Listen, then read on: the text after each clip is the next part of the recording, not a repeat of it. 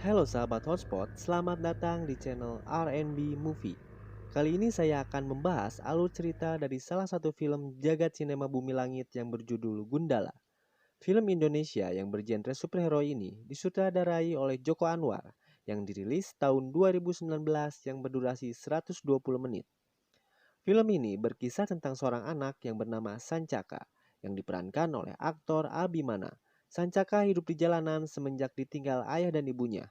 Menghadapi hidup yang keras, Sancaka belajar untuk bertahan hidup dengan tidak peduli dengan orang lain dan hanya mencoba mendapatkan tempat yang aman bagi dirinya sendiri. Dikala situasi kota semakin tidak aman dan ketidakadilan merajalela di seluruh negeri, Sancaka harus membuat keputusan antara tetap hidup di zona amannya atau keluar sebagai gundala untuk membela orang-orang yang tertindas. Sebelum masuk ke kisah film, saya sarankan Anda untuk menggunakan handsfree, cari posisi terbaik, simpan cemilan di samping, dan selamat menyaksikan.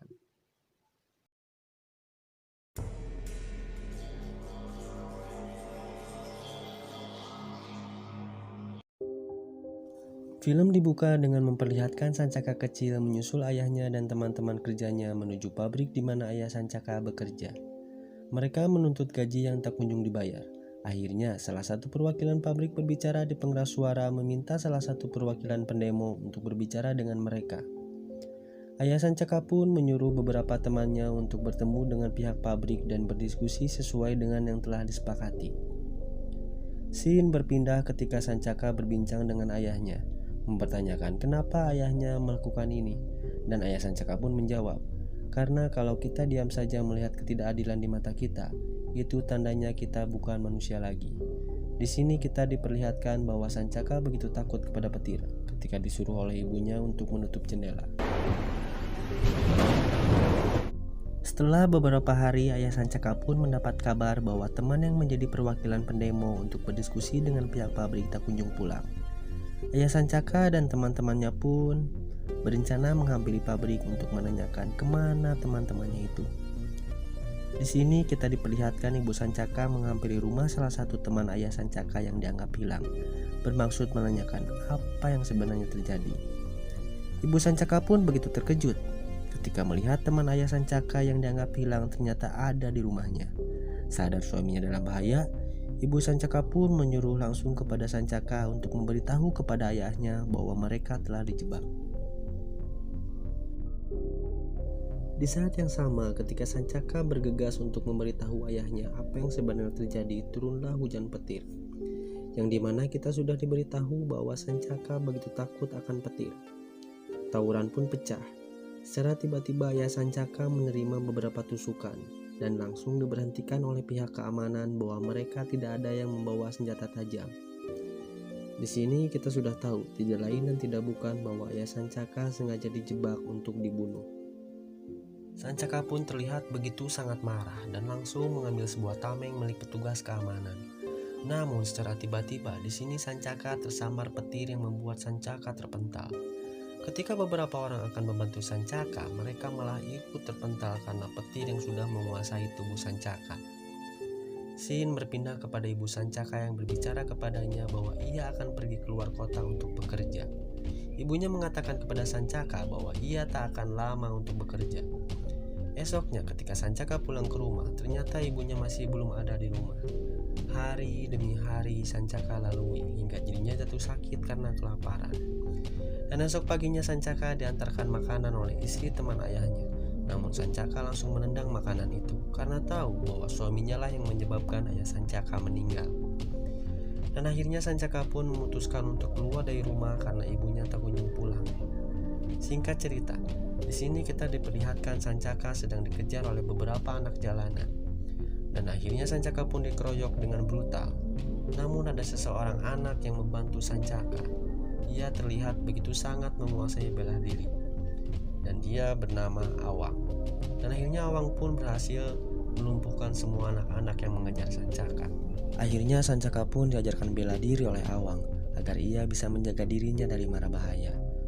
Setelah Awang mengajarkan bela diri kepada Sancaka, Awang mencoba mengajak Sancaka pergi ke arah tenggara, berharap menjalani kehidupan yang lebih baik. Namun ketika Awang mengajak Sancaka pergi, Sancaka tertinggal oleh kereta yang Awang tumpangi. dan akhirnya mereka pun berpisah. Di sini Awang memberi pesan kepada Sancaka bahwa Sancaka jangan pernah percaya orang lain dan jangan ikut campur urusan orang lain. Scene berpindah ketika Sancaka sudah dewasa dan ia pun nampaknya sudah bekerja sebagai penjaga keamanan di salah satu pabrik percetakan di Jakarta Times. Ketika Sancaka berjalan untuk pulang, ia melihat seseorang sedang dipalak oleh beberapa preman. Namun Sancaka hanya terdiam karena ia masih teringat pesan yang diberikan oleh Awang untuk tidak ikut campur urusan orang lain. Sekarang Sancaka pun terlihat sudah mempunyai tempat tinggal, namun ia masih terlihat begitu takut akan petir. Scene berpindah ke suatu acara jamuan makan malam yang dihadiri oleh para pejabat dan politikus yang baru dilantik. Yang salah satunya ada politikus termuda yaitu Dirga Utama yang sedang berbincang dengan Ridwan Bahri dan Ferry. Kemudian datanglah salah satu seorang mafia kaya raya, ia bernama Pengkor. Di sini Pengkor mencoba mengajak Dirga bersalaman, namun ditolak mentah-mentah oleh Dirga. Lalu Ridwan Bahri pun menjelaskan latar belakang Pengkor. Pengkor dulunya adalah anak seorang pengusaha besar, lalu ayahnya dibunuh karena difitnah telah menghabisi karyawannya. Akhirnya rumah Pengkor pun dibakar, yang di dalamnya terdapat seluruh keluarga Pengkor. Dengan ajaibnya, Pengkor nampaknya masih selamat. Setelah ia selamat, akhirnya Pengkor pun dititipkan ke panti asuhan yang sangat terkenal kejamnya. Yang menitipkan Pengkor ialah adik ayahnya, yang berharap Pengkor mati disiksa di sana agar pamannya bisa menguasai seluruh harta keluarga Pengkor. Namun kejadiannya malah di luar dugaan. Di sini Pengkor menyusun sebuah rencana dengan anak-anak panti lainnya untuk menghabisi seluruh para pengasuh panti. Dan akhirnya harta warisan pun jatuh kembali ke tangan Pengkor. Dan kemudian ia menyekolahkan seluruh anak panti yang nantinya mereka akan menjadi pengikut setianya.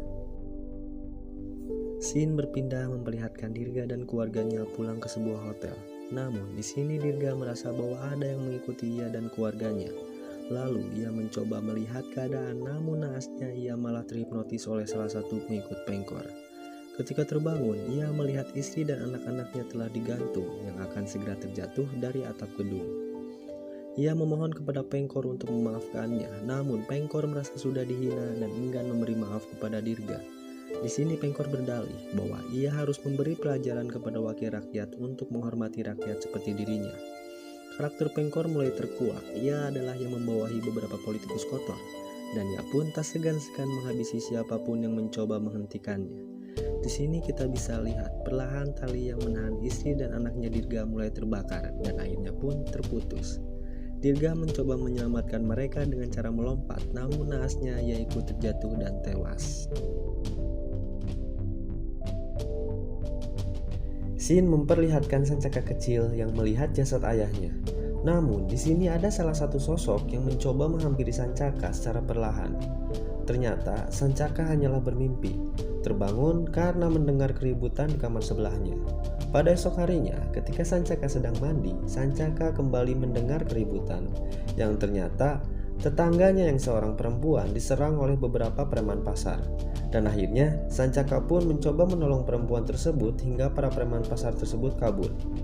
Pada malam harinya, ketika Sancaka menjalankan tugas keamanan di pabrik, ia didatangi kelompok preman pasar yang dihajar oleh Sancaka.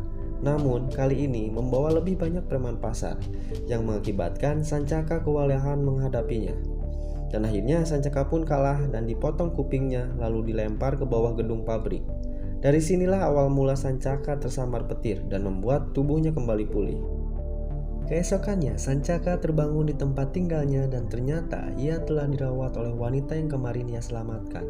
Dan secara tiba-tiba wanita tersebut menitipkan adiknya yang bernama Teddy kepada Sancaka karena wanita tersebut harus segera bergegas ke pasar karena telah terjadi sesuatu. Scene berpindah memperlihatkan Ferry dan Ridwan Bahri, namun datanglah Pengkor. Pengkor berkata bahwa ia datang hanya ingin mengucapkan berbelasungkawa atas kematian Dirga. Ferry nampak curiga, Pengkor ada sangkut pautnya dengan kematian Dirga. Ridwan Bahri sebenarnya sudah mengetahui, namun memilih bungkam karena ia tidak mau apa yang menimpa Dirga terjadi pada dirinya. Ridwan Bahri pun mengingatkan kepada Ferry agar tidak berbicara sembarangan terhadap Pengkor. Setelah itu, Pengkor menyuruh anak buahnya untuk membereskan kejadian di pasar dan Pengkor pun merencanakan sesuatu untuk memperluas kekuasaannya.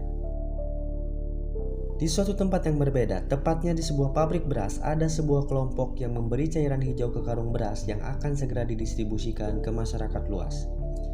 Esoknya ketika Sancaka mengantarkan Teddy untuk kembali ke kakaknya karena Sancaka akan pergi bekerja, wanita tersebut bernama Wulan yang diperankan oleh aktris langganan Joko Anwar yaitu Tara Basro. Di pasar, Wulan sedang mengajak para pedagang lainnya untuk melawan preman pasar. Namun secara tiba-tiba para preman pasar yang menghajar Sancaka pun datang. Mereka terheran-heran melihat Sancaka yang masih hidup tanpa luka sedikit pun dan akhirnya perkelahian pun terjadi kembali. Disinilah pertama kalinya Sancaka tidak sengaja mengeluarkan kekuatan petirnya namun gagal ketika ingin mencobanya kembali. Akhirnya seluruh kelompok preman yang mencoba menghajar Sancaka berhasil dikalahkan oleh Sancaka seorang diri. Sancaka pun diobati oleh Pak Agung di pabriknya. Namun para pedagang kembali menghampiri Sancaka untuk meminta bantuan, namun Sancaka menolaknya karena ia merasa bukan jagoan. Salah satu pedagang mencoba memukul Sancaka dengan kayu untuk membuktikan kalau Sancaka sangatlah kuat, dan ternyata Sancaka malah tumbang dan pingsan. Sancaka menerima kabar bahwa pasar telah dibakar oleh para preman itu. Sancaka pun akhirnya mau membantu mereka karena teringat pesan ayahnya. Kemudian Sancaka mencoba mencari tahu hal apa yang menyebabkan ia bisa menjadi kuat. Ternyata kekuatannya berasal dari energi petir. Petir yang menyambar Sancaka lah yang mengakibatkan ketahanan fisik Sancaka meningkat. Pada esoknya, Sancaka, Wulan, dan para pedagang lainnya mencari seorang politikus kotor yaitu Ganda Hamdan yang juga seorang ketua pasar bawahan Pengkor. Saat hendak menghampiri Ganda, Sancaka dan yang lainnya dikejutkan dengan para ibu-ibu hamil yang keracunan setelah memakan beras yang telah diberi cairan hijau oleh suatu kelompok di siang tadi. Yang ternyata beras itu sudah diracuni untuk para ibu-ibu hamil agar anaknya kelak tidak memiliki karakter dan moral. Scene berpindah memperlihatkan Sancaka sedang bertarung dengan para preman, namun secara tiba-tiba ada yang menusuk dan mengambil darah Sancaka oleh orang tadi kenal. Setelah kembali ke pabrik, Sancaka mulai berpikir untuk membuat baju yang akan ia pakai ketika beraksi untuk menutupi identitasnya. Di sini sebetulnya Sancaka belum mengetahui jati dirinya sebagai Gundala. Sancaka pun menambahkan sebuah antena di topengnya agar bisa menangkap energi petir. Dan pada malam harinya, Sancaka mulai beraksi menghabisi para perampok dan preman. Scene berpindah memperlihatkan Gazul yang diperankan oleh Aryo Bayu dan Ganda Hamdan yang diperankan oleh Aki Singgi. Mereka nampaknya sedang menggali sesuatu di sebuah tempat. Gazul di sini berkata bahwa leluhurnya bukan orang kaya atau miskin, namun leluhurnya tahu harus berpihak dan setia pada siapa nantinya. Gazul berniat membangkitkan villain yang nantinya akan melawan Gundala. Scene berpindah memperlihatkan anak buah Pengkor menghabisi satu persatu anggota legislatif yang berusaha mendukung didistribusikannya obat penawar dari cairan hijau yang meracuni para ibu hamil tersebut. Termasuk salah satunya Ridwan Bahri yang sudah menjadi target anak buah Pengkor yang bernama Suara Batin, yang diperankan oleh aktor laga terkenal yaitu Cecep Arif Rahman. Saat Ridwan Bahri akan diserang, tiba-tiba muncullah Sancaka dan akhirnya Sancaka pun bertarung dengan Suara Batin. Sancaka berhasil membuat Suara Batin kewalahan dan akhirnya melarikan diri. Ketika Sancaka kembali, Wulan memberitahu Sancaka bahwa ia mengenali ibunya ketika Wulan berada di Tenggara. Ibunya tidak meninggalkan Sancaka dan ternyata setelah seminggu ibunya pergi, ibunya kembali mencari Sancaka namun tak pernah ia temui. Dan sekarang ibunya dalam keadaan sakit. Sancaka pun akhirnya memutuskan untuk menemui ibunya. Namun ketika akan pergi, ia ditelepon oleh Ridwan Bahri dan memberitahu pada Sancaka bahwa serum atau obat penawar racun yang didistribusikan oleh pemerintah itu palsu. Dan sebaliknya, bukannya menyembuhkan, malah membuat janin yang dikandung oleh ibu hamil menjadi cacat. Ridwan mengetahui itu setelah membaca surat yang berisi data-data senyawa dari serum tersebut. Ridwan juga mengatakan bahwa Pengkorlah di balik semua ini. Pengkor sengaja mendesain sebuah berita tentang sabotase pabrik beras yang ia suntikan cairan hijau itu agar rakyat panik dan meminta pemerintah mendistribusikan obat penawar itu, yang ternyata pembuat obat penawar itu adalah perusahaan yang telah dibawahi oleh Pengkor. Tak lama setelah Sancaka menerima telepon dari Ridwan Bahri, datanglah Pengkor beserta para anak buahnya. Ternyata Pengkor mengetahui di mana Sancaka berada. Kemudian anak buah Pengkor berusaha membunuh Sancaka. Di sini Sancaka terlihat sangat kewalahan menghadapi anak buah Pengkor yang cukup terlatih. Akhirnya Pengkor pun menangkap Pak Agung, Wulan, dan Teddy sebagai sandera. Sancaka pun mencoba mengejar mereka ke atap gedung pabrik. Pak Agung mencoba meyakinkan Sancaka agar tidak perlu mengkhawatirkan mereka. Setelah mendengar Pak Agung berbicara, Sancaka menyerap energi petir yang membuat tubuh Sancaka kembali kuat. Kemudian Sancaka berhasil mengalahkan satu persatu anak buah Pengkor. Ketika Pengkor akan memukul Sancaka dari arah belakang, tiba-tiba datanglah Ridwan Bahri dan langsung menembak Pengkor tepat di perutnya. Di sini Pengkor berkata bahwa dirinya bertujuan membuat semua anak yang sedang dikandung oleh para ibu hamil cacat seperti dirinya dan sangat membenci dunia. Sancaka bertanya kepada Ridwan bagaimana cara ia menghentikan semua ini. Ridwan pun berkata bahwa ada sekotak serum yang sedang dalam perjalanan untuk segera didistribusikan. Sancaka pun langsung mengejar mobil yang membawa serum tersebut, namun ia malah ditembaki oleh supir itu hingga terjatuh. Di tengah jalan, nampak gadis misterius menjatuhkan mobil itu hanya dengan mengibaskan selendangnya, dan gadis itu pun langsung menghilang. Sancaka langsung mengambil serum tersebut dan berteriak. Teriakannya membuat seluruh serum yang sudah tersebar itu akhirnya pecah. Apabila benda yang tersambar petir dengan resonansi yang sama, maka benda yang sama juga akan hancur. Sama seperti saat kejadian awal di mana Sancaka kecil memegang tameng dan berteriak. Scene berpindah memperlihatkan Gazo dan Ganda. Mereka sedang menghancurkan sebuah dinding yang bertuliskan aksara Jawa kuno, yang artinya tulisan itu adalah musuh terbesar umat manusia. Setelah menghancurkan dinding itu, tampak kaca yang sama yang mereka gali di pertengahan video tadi. Gazo berencana membangkitkan legenda villain yang bernama Kiwi Lawuk. Kiwi Lawuk dapat dibangkitkan hanya dengan darah pahlawan, yaitu Gundala. Namun pada saat ini Sancaka belum menyadari kalau dirinya Gundala.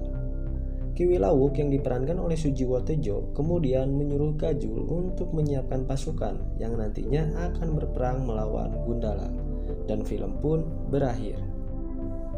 Di akhir cerita film ini tampak Sancaka menggunakan baju baru yang ia kenakan. Baju itu khusus diberikan oleh Ridwan Bahri untuk Sancaka.